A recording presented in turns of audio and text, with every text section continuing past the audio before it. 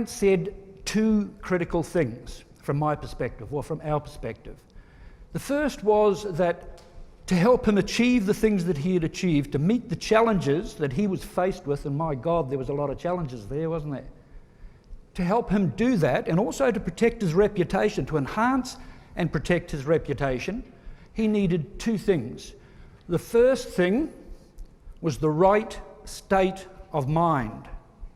And the second thing was the best technology available. My state of mind started when I joined the Brisbane Metropolitan Fire Brigade over 40 years ago.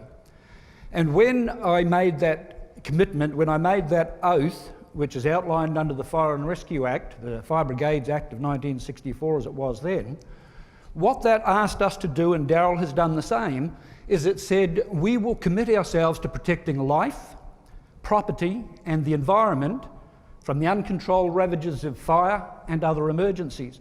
Now, the people in this room, you actually go broader than that and do much more than that. But for us as firefighters, it was slightly more confined.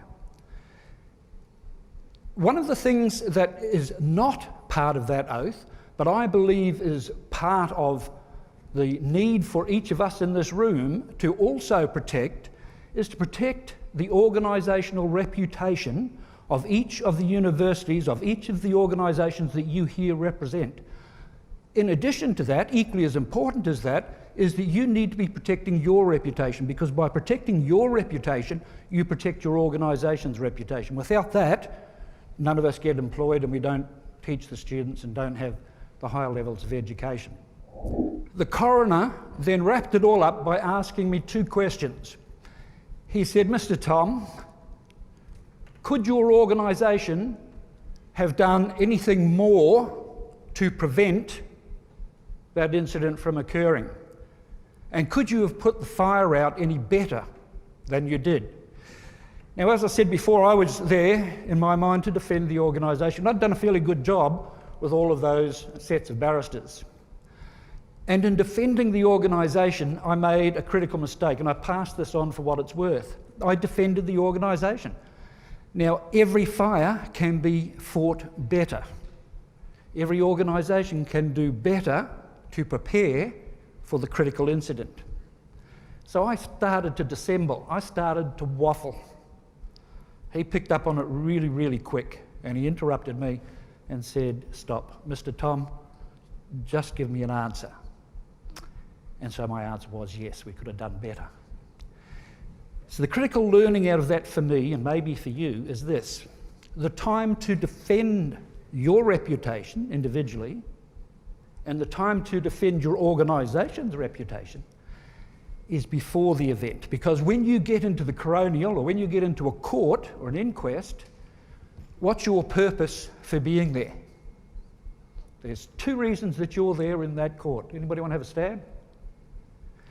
The first one is to assist the court to make a decision. That's it. The second one is to tell the truth, not to defend your organisation.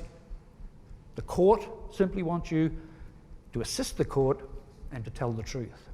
And what they're doing is protecting life, property and the environment, and assisting to protect the reputation of organisations such as yours.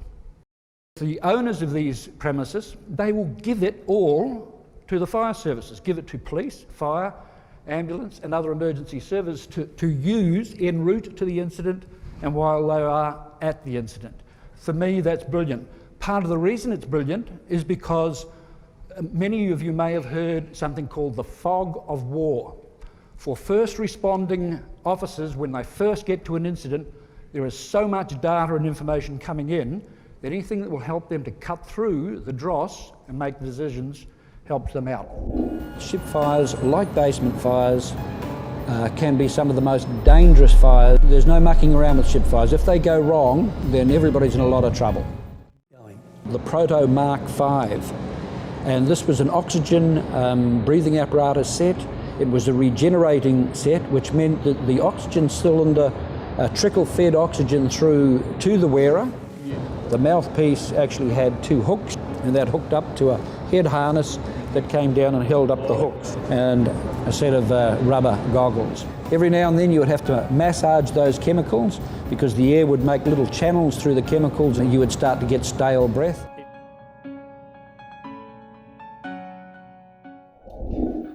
It was 3 a.m. It was a cold, wet winter morning. Myself and my crew had been busy all the way throughout the night.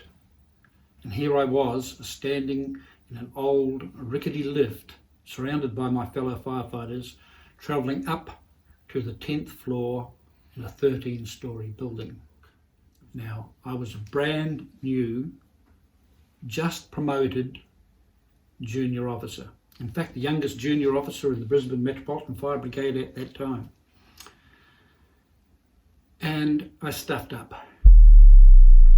I did something that I shouldn't have done. It went against all of my instincts, all of my training, and all of the policies and procedures. So here we were in this lift going up onto the 10th floor. Neither myself nor my crew were wearing breathing apparatus. We arrived on the 10th floor, and as soon as those doors opened, black, thick, acrid smoke came pouring into the lift that we were in, making us all duck and try and push back into the corner of the lift. I knew, and the crew knew, that we were all in deep trouble that night. But gradually those old lift doors slowly closed and took us down to the bottom of the building. The youngest of my firefighters ducked down, ducked out, thinking that's what we were going to do, as the doors closed behind him, taking the rest of us down to the ground floor, leaving him by himself on the 10th floor. Going down in the lift that night, I can say that that was probably the worst night of my life in the fire service. I was a brand new junior officer. I had stuffed up. I had lost one of my firefighters in a thick, black, acrid smoke on the 10th floor, and I had absolutely no way of communicating with him and no way of knowing what was happening to him. Through some good luck and some good management, we did put that fire out. So I left work that morning after that night shift, feeling about the worst I could possibly feel. And throughout that day, not sleeping at all, doing all of the things in the mind that you go through, saying I could have done better, I should have done better, it's my fault. The young firefighter and sick in the hospital, he too had a family. So that break during the 2 night shifts was not a good day for me. And that following night I then had to go back in to work, and as soon as I arrived, the duty officer grabbed me and said, the boss wants to see you in his office immediately and take your caps. Now, in the fire service and many paramilitary and military services, when you're told to take your cap with you, you know that you're in serious trouble. So we arrived in the boss's office and he commenced to dress me down. To the credit of my fellow officers, they tried to intercede and say that it was a shared fault. He told them to shut up and said, when I'm finished speaking, I want you to get all of your firefighters up into the classroom. So we all came to attention, said yes sir, and started to move out of his office. He said, not you, Mr. Tom, you stay. He said to me, look, you're stuffed up. He put it slightly stronger than that. He said, but you also recovered, you and the other officers and the firefighters. Many mistakes were made tonight. But I'm going to say something to you that might help you out for the rest of your career. And I've got to say that it did. It helped me out for the following 40 years of my work in the fire service. And this is what he said to me. He said, what's that on the cap under your arm? And I said, it's a badge, sir. He said, no, it's more than that. He said, that's a badge of honour. When you wear that badge of honour, you wear it with my reputation. He said, I'm going to give you 4 things. Now, he didn't say it quite like this, but these are the 4 things that he gave me. He said, I want you to be aware every moment in the fire service of what you are accountable for, what your responsibility is. I also want you to make sure that you are culpable. Now he said, that's not going to be about blame. He said, you need to recognize when you make mistakes and that those mistakes are your fault and your fault alone. Don't try and blame anybody else, and don't blame yourself. There's a difference between blame, which is all about guilt and others, and fault and mistakes that you can claim as your own. Mea culpa, mea culpa, mea maxima culpa. The fault is mine and mine alone. And the last one he talked about was contrition. In other words, if you do something wrong and you recognize you've done something wrong, then do something about it. Do something about it in two ways. The first way is to do something about it in relation to your own life. And the second way is to do something about it externally, if that needs to be done as well. In other words, apologize to somebody or fix up something that can be fixed up if it needs to be fixed up. So those four things: accountability, responsibility, culpability, and contrition, was what he passed on to me that night. Now, we did call up the firefighters into the classroom, and they did all come up, and he did exactly what he said. He dressed me down in front of them again. When he had left, and I was placed in the position of speaking to the rest of the firefighters, that was one of the hardest things that I had to do. But keeping in mind those four things that he had passed on to me, that's exactly what I did do.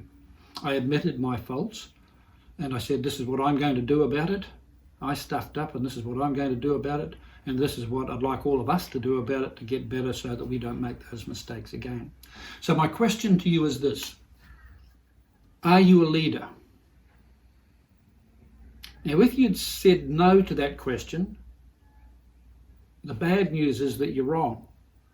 The good news is that you're right if you did say that you're a leader.